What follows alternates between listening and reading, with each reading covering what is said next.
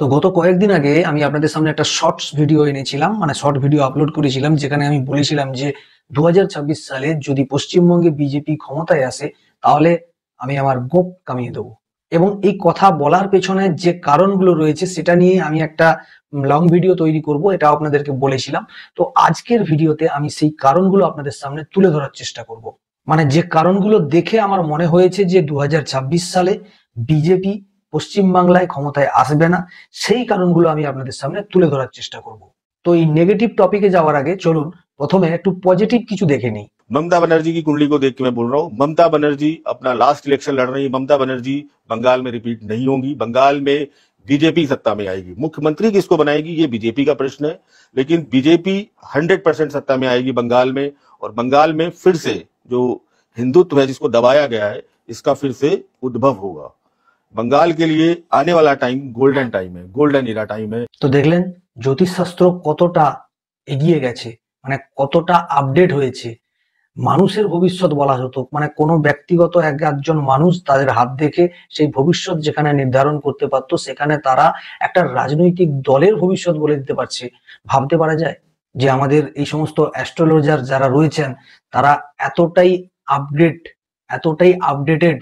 আরো একটা দেখুন, इसके बाद ममता जी नो मोर। 26 में ममता बनर्जी नहीं आ किसी भी परिस्थिति में ममता दीदी रिपीट नहीं हो रही हैं। रही। किसी भी परिस्थिति में टीएमसी की सरकार बंगाल में, पश्चिम बंगाल में नहीं बनेगी।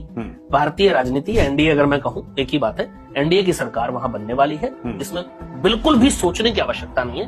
ये मैं बहुत स्ट्रांग तरीके से कह सकता हूं, क्योंकि मैंने बहुत डिटेल रिसर्च इस पर करी और जितनी भी गणना है वो सब बहुत स्ट्रांग इशारा कर रही है, एक भी दो मत नहीं है उसमें। তাহলে দেখতে পেলেন কি ধরনের স্ট্রং রিসার্চ করে, সমস্ত গণনা করে তারা বলে দিচ্ছে যে রাজনৈতিক প্রেক্ষাপটে কি ধরনের পরিবর্তন হতে পারে। আমি তো অদ্ভুত, মানে অবাক হয়ে গেছি এই সমস্ত অদ্ভুত জিনিস দেখে। তো যাই হোক, এই পজিটিভ যে দিকগুলো যারা তুলে ধরেছেন সেটাও আমি আপনাদের সামনে তুলে ধরলাম। এবারে আসবো আমি আমার কথায়, যে নেগেটিভ দিকটা আমি আজকে আলোচনা করব বলে আপনাদের সামনে এসেছি। তো সেই নেগেটিভ যে পয়েন্টগুলো, যে যে কারণে আমি যে কথাটা বলেছি বিজেপি ক্ষমতায় আসবে না, আমার দৃষ্টিভঙ্গি নিয়ে বা আমার দূরদৃষ্টি বলুন, আমি সেই দৃষ্টিভঙ্গি নিয়ে যেটা মানে অনুভব করতে পেরেছি সেটা আপনাদের সামনে নিয়ে আসছি। তো প্রথমে আসবো অঙ্কের হিসাবে। আমরা কম বেশি সবাই জানি যে আমাদের পশ্চিমবঙ্গে 30% সংখ্যালঘু এবং 70% যারা রয়েছেন তারা হচ্ছে হিন্দু। এবং সারা দেশের হিন্দু সম্প্রদায় বাদে যে অন্যান্য সম্প্রদায় রয়েছে তারা বেশিরভাগটাই মনে করে যে বিজেপি হলো একটা হিন্দুত্ববাদী দল, তাই তাদের বিশেষ একটা সমর্থন বিজেপির প্রতি নেই বললেই চলে। পশ্চিমবঙ্গের ক্ষেত্রেও একই ব্যাপার। পশ্চিমবঙ্গে থাকা যারা অহিন্দু তারা তো একদমই সমর্থন করবে না বিজেপিকে, এমনকি হিন্দুদের একাংশও বিজেপিকে সমর্থন করে না। তার প্রমাণস্বরূপ আপনারা যে কোনো সোশ্যাল মিডিয়াতে লক্ষ্য করুন, সেখানে যদি একটা বিতর্কিত কোনো পোস্ট আপলোড হয় যেটা হচ্ছে রাজ্য সরকারের পক্ষে বা বিপক্ষে, সেখানেই আপনাদের এটা ক্লিয়ার হয়ে যাবে যে ওখানে কমেন্টগুলো ফলো করবেন। কমেন্টে লক্ষ্য করবেন যে কতজন হিন্দু বিরোধী কথাবার্তা বলেছে বা কজন হিন্দু পক্ষে কথা বলেছে, সেটা আপনারা লক্ষ্য করুন, তাহলেই আপনাদের এই ধারণাটা পরিষ্কার হয়ে যাবে। এবার যে অঙ্কের কথাটা বলছিলাম, সেই অঙ্কে আমরা কি জানি যে 70% হিন্দু, 30% সংখ্যালঘু বা মুসলিম। তাহলে এই 30%-এর ভোট কোনোভাবে বিজেপির দিকে আসবে না। এবার যেহেতু এসআইআর চলছে, এসআইআর এ একটা পার্সেন্টেজ ওখান থেকে বাদ যাবে। আমি ধরলাম 5% এসআইআর এর ওই সংখ্যালঘু পার্সেন্টেজ থেকে বাদ যাবে, তাহলে থাকছে কত? 25%, 25%। আর বাকি যে 70% হিন্দু বলে যাদেরকে বলা হচ্ছে, যে যারা কট্টর হিন্দু এবং যারা বিজেপির পক্ষে আসতে পারে, এই নিয়ে বিরোধী দল মানে বিজেপি দল মনে করে যে এই হিন্দুরা ঐক্যবদ্ধ হবে এবং বিজেপিকে ঐক্যবদ্ধ হয়ে ভোট দেবে, সম্পূর্ণ ধারণা ভুল। কারণ এই 70% যে হিন্দু বলে যারা মানে রয়েছেন হিন্দু, তাদের মধ্যে কম করে ধরুন আপনি যে 60% হিন্দু আমি ধরলাম বিজেপিকে সাপোর্ট করবে, বাকি থাকছে কত? 40%। অর্থাৎ 70%, 70-এর যদি 40% হয় 28, 28, ওদিকে 28 আর এখানে 25, দুটো যোগ করলে কত দাঁড়াচ্ছে? 53%। আর শুধুমাত্র বিজেপির কত দাঁড়াচ্ছে? 42%। তাহলে পাল্লা ভারী কার? অটোমেটিক শাসক দলের পক্ষে পাল্লা ভারী। সোজা হিসাব। আশা করি প্রথম পয়েন্টটা আমি বোঝাতে পারলাম। এবার আসছি দ্বিতীয় কারণ। বর্তমানে বিরোধী দল হিসাবে বিজেপি ভেবেছিল যে এসআইআর হলে অধিকাংশ মানে অবৈধ ভোটার যারা মানে বাংলাদেশি বা রোহিঙ্গা ঢুকেছে, যারা বর্তমান শাসক দলের ভোট ব্যাংক হিসেবে চিহ্নিত, তারা বাদ হয়ে যাবে। তারা বাদ হয়ে গেলে কি হবে? অটোমেটিক তাদের বিজেপির পক্ষে পাল্লা ভারী হবে। এই যে ভুল ধারণা, এই ধারণা ভুল এই কারণের জন্য বলছি, কারণ এসআইআর সঠিকভাবে হচ্ছে না। ভাবা হয়েছিল যে প্রচুর অবৈধ ভোটার বাদ যাবে, কিন্তু আদতে কি সেই রকম হচ্ছে? কতজন অবৈধ ভোটার বাদ গেছে আপনারা একটু লক্ষ্য করুন বিভিন্ন সংবাদ মাধ্যমে, আপনাদের কাছে স্পষ্ট হয়ে যাবে বিষয়টা। কাগজে পত্রে কেন্দ্র সরকার এসআইআরটাকে চালাচ্ছে, যেটা আমরা দেখতে পাচ্ছি বা শুনতে পাচ্ছি বিভিন্ন অ্যাঙ্গেল থেকে, কিন্তু প্রকৃতপক্ষে এসআইআর চালাচ্ছে রাজ্য সরকার।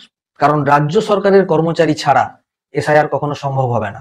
তাই সব ক্ষেত্রে রাজ্য সরকারের কর্মচারীদের দিয়েই এসআইআরটা চালাতে হচ্ছে, যেখানে প্রাণের ভয়ে বলুন, চাকরির ভয়ে বলুন, বা অন্যান্য কিছু প্রতিকূলতার কথা ভেবে যে সমস্ত বিএলওরা কাজ করছে, তারা শাসক দলের হয়ে বা শাসক দলের কথা রক্ষার্থে শাসক দলের চাপে পড়ে এই কাজগুলো করতে বাধ্য হচ্ছে, যার ফলে অবৈধভাবে এই এসআইআর চালানো হচ্ছে এবং এসআইআর চলছে। ফর্ম পূরণ করা থেকে শুরু করে বিভিন্ন অবৈধ মানে যে সমস্ত ছবি প্রকাশ্যে আসছে, সেগুলো দেখেই এটা স্পষ্ট যে এসআইআরটা প্রপার ভাবে চলছে না। এবং এই জিনিসটা বর্তমান বিরোধী দল বুঝতে পেরে দিল্লিতে বসে থাকা জ্ঞানেশ কুমারের প্রতিও বিভিন্ন প্রকার অভিযোগ তুলছে। তার একটা ফুটেজ আমি আপনাদের সামনে তুলে ধরছি, সেটাও দেখুন। বিএলওদের আজকের এই অবস্থা যদি হয়, তার জন্য তারা যে পরিস্থিতির শিকার হচ্ছে তার দায়িত্ব কিন্তু নির্বাচন কমিশনকে নিতে হবে। নির্বাচন কমিশন দিল্লিতে জ্ঞানেশ কুমার বসে থাকবেন, উনি জ্ঞানগর্ভ দুটো তিনটে স্টেটমেন্ট দেবেন, আর পশ্চিমবঙ্গের স্থিতি অন্যরকম হবে, এটা হতে পারে না। পশ্চিমবঙ্গের পরিস্থিতি অন্যান্য রাজ্যের থেকে আলাদা। বিহারের নির্বাচন হয়ে গেছে, কোনো বুথ দখল নেই, কোনো বোমাবাজি নেই, কোনো হত্যা নেই, কোনো জেসিবি মেশিন দিয়ে বাড়ি ভাঙা নেই, থান কাপড় বিতরণ নেই, কোনো জায়গায় মোটরসাইকেলের র্যালি নেই। এত বড় নির্বাচন হয়ে গেল বিহারে, এতগুলো রাজনৈতিক দল। 21 সালে আমাদের 56 জন কর্মী খুন হয়েছে, তারপরেও আমাদের কর্মীরা খুন হচ্ছে। আজকে এই পরিস্থিতির মধ্যে ইসি যদি, ইলেকশন কমিশনার যদি মনে করেন দিল্লিতে বসে থেকেই আর দু একটা ডেপুটেশন নিয়েই তিনি ওখান থেকে মানে স্যাটেলাইটের মধ্যে দিয়ে পশ্চিমবঙ্গের এই প্রক্রিয়াটাকে কন্ট্রোল করতে পারবেন, ভুল করছেন। তাকে এখানে আসতে হবে। আমরা সমস্ত নথি নিয়ে তার কাছে যাব, কারণ বহু ক্ষেত্রে যাদের বিরুদ্ধে এফআইআর হওয়ার কথা ছিল কোনো ব্যবস্থা এখন পর্যন্ত নেওয়া হয়নি। আর তার জন্য এখানে কিছু মানুষ মনে করেছে আমরা যা খুশি করতে পারি। এই অবস্থার পরিবর্তন করতে হবে, এবং এই অবস্থার পরিবর্তন করার দায়িত্ব বিএলওদের, নিরাপত্তা দেওয়ার দায়িত্ব পুরো এসআইআর প্রক্রিয়ায় যে সরকারি কর্মচারীরা যাদের নিয়োগ করা হয়েছে, যারা কাজ করছেন, তাদের নিরাপত্তার দায়িত্ব ইসিকে নিতে হবে। দেখলেন তো? তাহলে বিজেপিও বুঝতে পেরে গেছে যে এসআইআর এ বিশাল একটা গড়মিল চলছে। তবে দুর্ভাগ্য, এটা অনেক পরে বুঝতে পারলো, যেটা আগে ভাগে এসআইআর শুরুর সময় বুঝতে পারলে মনে হয় বেটার কিছু হতে পারতো। তো সেটাও সম্ভব হয়নি, যার কারণে আজকে এতদিন পরে এখন বুঝে যদিও কোনো লাভ নেই, কারণ এসআইআর এর অধিকাংশই যেটা ফর্ম ফিল আপ থেকে শুরু করে ফর্ম জমা দেওয়া সবকিছু হয়ে গেছে। খুব সামান্য কিছু বাকি রয়েছে হয়তো, যেগুলো পরে পরে হয়ে যাবে। তো তাহলে এটা ক্লিয়ার হয়ে গেল যে এসআইআর এর নামে একটা বিশাল বড় প্রহসন বাংলাতে মানে কন্টিনিউ হলো।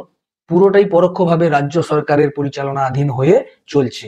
সব থেকে মজার কথা এটা, যে সমস্ত বাংলাদেশিরা তারা চলে যাচ্ছে মানে পালানোর, বাংলাদেশ পালানোর জন্য তারা যে এখান থেকে ছেড়ে গেছে, তারা যদি বুঝতে পারতো যে এসআইআরটা এইভাবে হবে, তাহলে তারা মনে হয় ছেড়ে যেত না। তো এবার আসছি পরের কারণ। পশ্চিম বাংলায় বিজেপির সংগঠন অত্যন্ত দুর্বল, যেটা প্রকাশ করেছিলেন বেশ কিছুদিন আগে এক্স জাস্টিস অভিজিৎ গাঙ্গুলি, এবং সেটা নিয়ে অনেক জল্পনা কল্পনা হয়েছিল। অনেকে অনেক উল্টোপাল্টা কথাবার্তাও সোশ্যাল মিডিয়ায় বলেছেন, কিন্তু প্রকৃতপক্ষে উনি দূরদর্শী, যথেষ্ট বিচক্ষণ, দীর্ঘদিন বিচার প্রক্রিয়ার মধ্যে থেকে এবং একটা বড় পজিশনে উনি হোল্ড করে একটি তীক্ষ্ণ দৃষ্টিকোণ থেকে উনি বিচার করে এই কথাগুলো বলেছিলেন। কি বলেছিলেন হয়তো আপনাদের মনে নেই, কারণ বেশ কিছুদিন আগের ব্যাপার। আমি একটা ঝলক আপনাদের সামনে তুলে ধরছি, দেখুন তো দেখেছেন কিনা অভিজিৎ গাঙ্গুলির এই মন্তব্য, আপনারা কেউ শুনেছেন কিনা একবার দেখুন। কেন্দ্রীয় সরকারের অ্যাকশন দেখে আমার মনে হয়েছে যে কেন্দ্রীয় সরকার পশ্চিমবঙ্গের এই যে পরিস্থিতি তাকে বদল করতে চায় না। কেন্দ্রীয় সরকার যদি সেই পরিস্থিতি বদল করতে না চায়, তাহলে সে বদল হবে না। আমার উদ্দেশ্য ছিল মমতা ব্যানার্জিকে এখান থেকে সরিয়ে দেওয়ার সব রকমের ব্যবস্থা করা হবে। সে উদ্দেশ্যের ধারে কাছে আজ পর্যন্ত আমি গিয়ে উঠতে পারিনি, এবং তার দায় মূলত কেন্দ্রীয় সরকারের। তাহলে কেন্দ্র সরকার চায় না যে পশ্চিম বাংলায় বিজেপি ক্ষমতায় আসুক। এবার কেন চায় না সেটার ব্যাপারে তো আপনারা কম বেশি সবাই জানেন। এই সমস্ত মন্তব্য বা পরিস্থিতিগুলো যেগুলো সামনাসামনি আসছে, বিভিন্ন বিজেপি কর্মীদের উপরে যে ধরনের মানে হামলার ঘটনা আসছে, যেটা আমি পরের পয়েন্টে আসছি যেটা নিয়ে। তো এই সমস্ত ব্যাপার উপরন্তু একটা দলের এত ধরনের দুর্নীতির অভিযোগ থাকা সত্ত্বেও সেই দলের বিরুদ্ধে কেন্দ্র সরকারের তরফে কোনো ব্যবস্থা না হওয়ার জন্য এই সংগঠনের মনোবল, সেই মনোবল অনেকটাই ভেঙে যাচ্ছে। আর মনোবল ভেঙে গেলে লড়াই করা সব থেকে কঠিন হয়ে দাঁড়ায়। একের পর এক কর্মীরা মার খাচ্ছে, খুন হচ্ছে, বিভিন্নভাবে হেনস্থা হচ্ছে, ঘরছাড়া হয়ে যাচ্ছে। তো এই সমস্ত ব্যাপারে যে সমস্ত যারা তাদের উপরে এই অত্যাচার চালাচ্ছে তাদের কোনো ব্যবস্থা হচ্ছে না, তার ফলে তারা দিনে দিনে তাদের প্রচন্ড সাহস বেড়ে যাচ্ছে। তারা মনে করছে যে তারা যা নয় তাই করবো, যেটা বিজেপির সভাপতি বললেন কিছুক্ষণ আগে, আমি ভিডিওটা আপনাদের সামনে তুলে ধরলাম, যে তারা পরিষ্কার বুঝে নিয়েছে যে আমরা যা খুশি তাই করব, কারণ আমাদের উপরে আমাদের বিরুদ্ধে বলার মতো কেউ নেই। তো এই যে ব্যাপারগুলো হচ্ছে, এখানে বিজেপির মানে কেন্দ্রীয় বিজেপির এখানে হস্তক্ষেপ করার প্রয়োজন ছিল। শুভেন্দুবাবু যতই চিৎকার করুন যে এফআইআর করে রাখুন, পরে আমরা ক্ষমতায় এলে দেখবো, আরে বাবা ক্ষমতায় এলে তখন দেখবেন, তার আগে পরিস্থিতি নিয়ন্ত্রণে বা বেঁচে থাকলে তো ক্ষমতায় আসবেন, সেদিকটা তো লক্ষ্য করতে হবে। কর্মীদের মনোবল বাড়াতে হবে। কর্মীদের মনোবল বাড়বে কি করে যদি কর্মীরা এই ধরনের হেনস্থা হয়, মার খায়, ঘরছাড়া হয়, খুন হয়, বিভিন্নভাবে অত্যাচারিত হয়? সে বিষয়টা তো নজর দেওয়ার দরকার আছে। তাই সব দিক দিয়ে মনোবলের একটা অভাবের কারণে এই সংগঠনের যে মানসিক শক্তি সেটা অনেক দুর্বল জায়গায় দিনে দিনে চলে যাচ্ছে। যেটা আমি আমার দৃষ্টিভঙ্গি নিয়ে দেখতে পাচ্ছি সেটাই আপনাদের সঙ্গে শেয়ার করছি। পরের কারণ, একটা অভিজ্ঞ মাথার অভাব। একটা যুদ্ধক্ষেত্রে যেমন সুকৌশলে যুদ্ধ পরিচালনা করার জন্য অভিজ্ঞ পরামর্শদাতা বলুন বা পরিচালনার ক্ষেত্রে বলুন, অভিজ্ঞ কোনো একজন ব্যক্তি বা একাধিক ব্যক্তির একটা বুদ্ধির প্রয়োজন হয়, একটা অভিজ্ঞতার প্রয়োজন হয়। তো সেই অভিজ্ঞ ব্যক্তি বর্তমান পশ্চিমবঙ্গের বিরোধী রাজনৈতিক ক্ষেত্রে বা রাজনৈতিক যে বাহিনী সেখানে নেই। পশ্চিমবাংলায় বিজেপির যারা চারা রোপণ করেছিল, বিজেপির গাছ যারা রোপণ করেছিল, সেই সকল পুরনো মাথাগুলি কেউই আজ এই দলে নেই। সমুদ্রে ঝড়ের মধ্য দিয়ে যেমন একটা জাহাজকে সুকৌশলে গন্তব্যে নিয়ে যাওয়ার জন্য অভিজ্ঞ নাবিকের প্রয়োজন হয়, এটাও এক ধরনের একটা মানে কি বলবো, যুদ্ধক্ষেত্র বলুন আর উত্তাল সমুদ্র বলুন। তো এই সমুদ্রেও এই জায়গায় একটা সঠিক সিদ্ধান্ত নেওয়া বা সুকৌশলে একটা লড়াই পরিচালনা করার জন্য পেছন থেকে সঠিক পরামর্শ, মানে পরিস্থিতি অনুযায়ী সঠিক পরামর্শ বা সিদ্ধান্ত দেওয়ার মতো তেমন কেউ বিচক্ষণ নেই। আর বিরোধী দলনেতা হিসাবে যদি শুভেন্দুবাবু মনে করেন যে আমি একটা দলকে যেহেতু ক্ষমতায় এনেছিলাম 2011 সালে, কিভাবে একটা দলকে ক্ষমতায় আনতে হয় সেটা খুব ভালোভাবে জানা আছে, তাই এ দলকেও আমি ক্ষমতায় নিয়ে আসবো, আমার মনে হয় একটু ভুল হচ্ছে আপনার। সব ক্ষেত্রে সমান নয়, সব পরিস্থিতি সমান নয়। 2011 সালের ব্যাপারটা আলাদা ছিল আর 2026 সালের ব্যাপারটা আলাদা। 2011 সালে যেন ইংরেজ ভারত ছাড়ো এরকম সারা পশ্চিম বাংলার মানুষের মধ্যে একটা গর্জন ছিল, যার কারণে এই মানে বাম সাম্রাজ্যের অত্যাচারে একটা অতিষ্ঠ হয়ে মানুষ যে জায়গায় ছিল, মানে যে গর্জনের মধ্যে ছিল, 2026-এর ক্ষেত্রে সেরকম গর্জন নেই। সেরকম ভাবে প্রত্যেকের জাতি ধর্ম বর্ণ নির্বিশেষে প্রত্যেকের দেওয়ালে পিঠ ঠেকেনি বা সে সময় আসেনি। যেদিন আসবে সেদিন পাশা পাল্টাবে, কিন্তু সে সময় 2026-এর ক্ষেত্রে হয়নি বা আসেনি। তাই দুটো লড়াই কিন্তু একই ধরনের ভাববেন না, এই ভাবনাটা কিন্তু বিশাল বড় ভুলে পরিণত হতে পারে। তাই অভিজ্ঞ মাথার একটা দাম রয়েছে, যে মাথা আজকের এই বিরোধী দলে অত্যন্ত অভাব। এবং ফাইনালি যে ব্যাপারটা নিয়ে বলবো আপনাদেরকে, সেটা কম বেশি প্রতি ক্ষেত্রে মানে প্রত্যেকটা রাজনৈতিক দলের ক্ষেত্রে যারা ক্ষমতায় থাকে তাদের ক্ষেত্রে এটা হয়ে থাকে। সেটা আর কিছুই নয়, রিগিং বা ছাপ্পা ভোট, মানে অবৈধভাবে ভোট প্রদান করা, এই বিষয়টা হয়ে থাকে, যেটা আটকানো বিরোধী দলের ক্ষেত্রে সবসময় কঠিন হয়ে দাঁড়ায়। তো এক্ষেত্রে বিজেপির ক্ষেত্রেও বিগত ইলেকশন গুলোতে যেমন কঠিন হয়ে দাঁড়িয়েছে, 2026-এও কঠিন হয়ে দাঁড়াবে, যদি না সেন্ট্রাল বাহিনী এবং সেন্ট্রাল হস্তক্ষেপ দিয়ে ইলেকশন না হয়। একই জিনিসের রিপিটেশন হতে বাধ্য। শুভেন্দুবাবু, আমি একটা ভিডিও আপলোড করেছিলাম কয়েকদিন আগে, শুভেন্দুবাবু বলেছিলেন যে প্রচুর পরিমাণে কেন্দ্রীয় বাহিনী মোতায়েন করতে হবে এবং প্রয়োজন পড়লে রাজ্য পুলিশ দিয়ে কোনো কাজ করানো যাবে না বা রাজ্য পুলিশকে এই ইলেকশন পারপাসে ব্যবহার করা যাবে না, অন্য রাজ্য থেকে পুলিশ এনে এই ইলেকশন পরিচালনা করতে হবে। আদৌ কি সেটা সম্ভব? মুখে তো আপনি বলে দিলেন এটা করতে হবে সেটা করতে হবে, কিন্তু প্রকৃতপক্ষে এই ধরনের জিনিস কি সম্ভব? আমার তো মনে হচ্ছে না। তাই এই রিগিং এবং ছাপ্পা ভোট আটকানোর মতো ক্ষমতা বিরোধী দলের একেবারে নেই। খুব যদি ভুল না হই, একই জিনিসের রিপিটেশন হবে। তাছাড়া এই একই আশঙ্কা শুধু আমি করছি না, আরো অনেক মানুষই করছেন। আমি একটা ভিডিও, একটা স্যাম্পল আপনাদের সামনে তুলে ধরছি, দেখুন ইনিও একজন বয়স্ক প্রবীণ হিসাবে উনিও কি ধরনের আশঙ্কা করেছেন, দেখুন। আমি আজকে আপনাকে বলে দিচ্ছি, বলতে আমার খারাপ লাগছে, আমি বলিনি ইলেকট্রনিক মিডিয়ায়, বিধানসভা ভোটে বিজেপির 30টা আসন পাওয়া মুশকিল হয়ে যাবে। সরকার গড়া তো ছেড়ে দিন, এই ভুলকে সংশোধন করতে হবে, যে যে ভুল আমরা করেছি। দেখলেন তো, 30টা আসনের বেশি পাওয়াও কঠিন হয়ে যাবে এমন কথা বলছেন উনি।